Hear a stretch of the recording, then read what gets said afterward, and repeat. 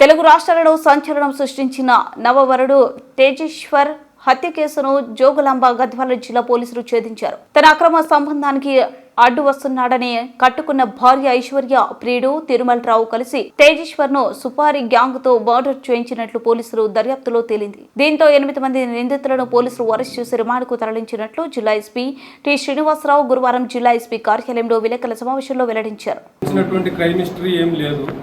కేవలం ఒక cheating case ఒకటి ఉంది కర్నూలు ఏరియాలో.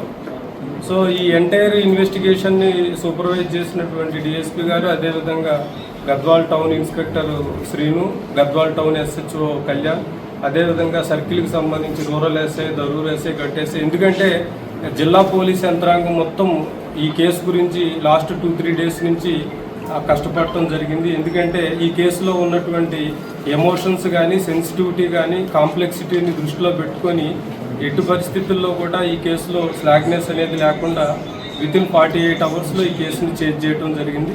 సో గద్వాల్ ఈ సెక్షన్స్ వస్తాయి మీకు ప్రెస్ రిపోర్ట్లో, ప్రెస్ బ్రీఫ్లో అన్ని ఇచ్చారు. కానీ ఫ్రెండ్ సర్కిల్లో కానీ ఫ్యామిలీ మెంబర్స్లో కూడా తేజేశ్వర్ ఒక చాలా నైస్ జెంటిల్మెన్. సో అతను ఈ రకమైనటువంటి కాన్స్పిరసీని అతను విజువలైజ్ చేయలేదు. సార్, గద్వాల జిల్లాలోనే ఎక్కువ సుఫారీ గ్యాంగ్ మర్డర్స్ చేస్తుంది సార్. దీని మీద మీ నిఘా ఏం విఫలమవుతుందా లేకుంటే ఏమవుతుంది? Okay, thank you.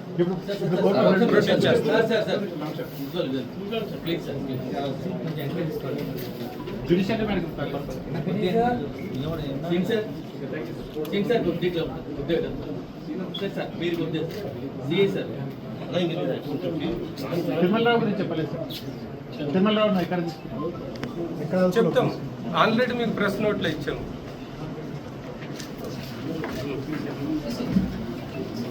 చాలా